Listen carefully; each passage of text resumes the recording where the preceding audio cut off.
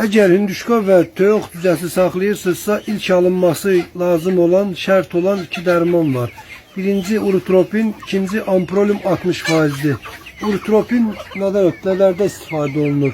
Urutropin düzənin hər vaxt 5 günündən sonra halının dəyişdiyini görərsinizsə, büzüşdüyünü görərsinizsə, yemədiyini görərsinizsə də bir gün verməyiniz şərtdir. Yəni o bütün bağırsaqda olan, qanda olan zəhərlənməni aradan qaldırır.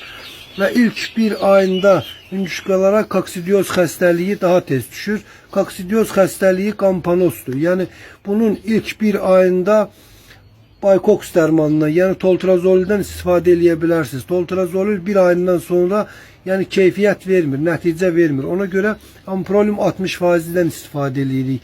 Yəni ilk birinci gün veririk urutropin, bir gün qandakı zəhərlənməni aradan qaldırır və toyuq düzəsi və ya hündüşka düzəsi fəallaşır. Və ondan sonra 7 gün isə amprolüm 60%'li verirsiniz. Yəni bu nəticədə koksidioz aradan qalxmış olur.